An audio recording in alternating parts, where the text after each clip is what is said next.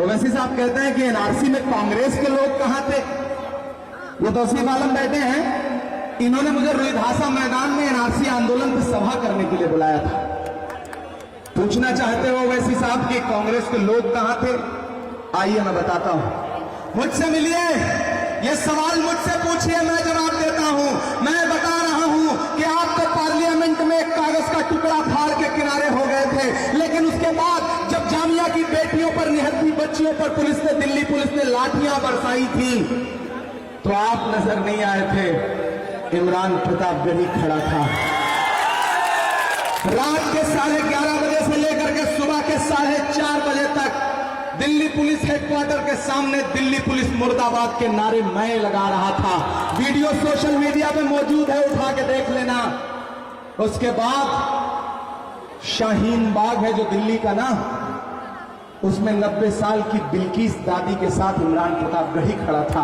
आप आते थे ओवैसी साहब, आप दिल्ली आते थे, टीवी चैनलों के डिबेट में बैठते थे और उसके बाद आप चले जाते थे वापस हैदराबाद। मैं आपको चैलेंज करता हूं कि मुझे एक तस्वीर दिखा दीजिए जब आप शाहीन बाग के आंदोलन में 5 मिनट के लिए भी आए हो। नहीं आए आप नहीं आए पटना के सब्जी बाग, मैं आया था।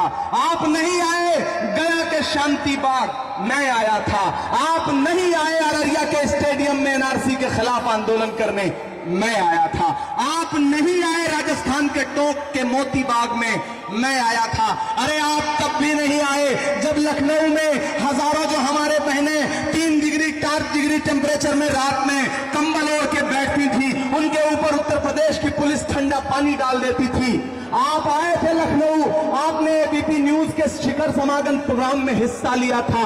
मैं उम्मीद कर रहा था कि आप उस प्रोग्राम से उठेंगे और लखनऊ के घंटा घर पर उन बहनों से मिलने, उनके आंसू पोंछने जाएंगे, लेकिन आपने फ्लाइट पकड़ी और आप उड़ गए। आप 2 किलोमीटर उन बहनों से मिलने नहीं गए। अरे आप नहीं गए। सुनना सीमांचल वालों, सुनना बहादुरगंज वालों, आप नहीं गए उत्तर प्रदेश के उन 21 माओं से मिलने के लिए जिनके बेटों को पुलिस ने सीनों पे सीधे गोलियां मार के शहीद कर दिया था। आप उन बच्चों से एक मां से भी आप मिले हो तो मुझे तस्वीर दिखा दीजिए। आज के बाद मैं आपकी मुखालफत करना बंद कर दूंगा, ये चैलेंज कर रहा हूं। नहीं है आपके पास कोई तस्वीर? जबरदस्ती आकर के तौसीफ आलम को आप ललकार रहे हो कि एनआरसी आंदोलन में कहां थे, काम क्या किया है। अरे आपका बेटा है ये, आपका भाई है ये, आपका चाचा है ये, आपका दोस्त है ये। रिश्तों की ये नाजुक डोरी तोड़ी थोड़ी जाती है बहादुरगंज वालों। रिश्तों की ये नाजुक डोरी तोड़ी थोड़ी जाती है। अपनी आंखें दुखती हो तो फोड़ी थोड़ी जाती है। यार आपका भाई है, आपका बेटा है, आपका चाचा है, आपका दोस्त है। कोई बाहर से आएगा और कह देगा कि हरा दो, तो 4-4 के यार बार के दबंग विधायक को हरा दोगे? तैयार आओगे ना? वक्त के हाकिमों बादशाहों सुनो, जुल्म की फौज के सरबराहों सुनो, कातिलों के सभी खैर खाहों सुनो, ऐ सियासत के मगरूर शाहों सुनो। मत समझना डराने से डर जाएंगे, अब के सारी हदों से गुजर जाएंगे। मत समझना। सिलीगुड़ी में खड़ा होकर के जेपी नड्डा साहब कहते हैं कि कोरोना आ गया था इसलिए सीए रोक दिया गया है, फिर आएगा। मत समझना, शामिल हो मेरे साथ। मत समझना डराने से डर जाएंगे, अब के सारी हदों से गुजर जाएंगे। मौत के नाम का खौफ देता है क्यों, मौत के नाम का खौफ देता है क्यों, मौत जिस रोज आएगी मर जाएंगे।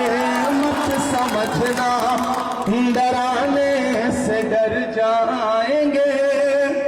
ओवैसी साहब यहां आकर के एनआरसी पे तकरीर कर रहे हैं, और जब मैं, ये सलीम चचा बैठे हैं, बिलाल बैठा है, मेरे इन 2 जानने वालों ने कुली कुतुब शाह स्टेडियम में एनआरसी के खिलाफ आंदोलन किया, एहतजाजी सभा करी, जलसा किया, मुझे बुलाया।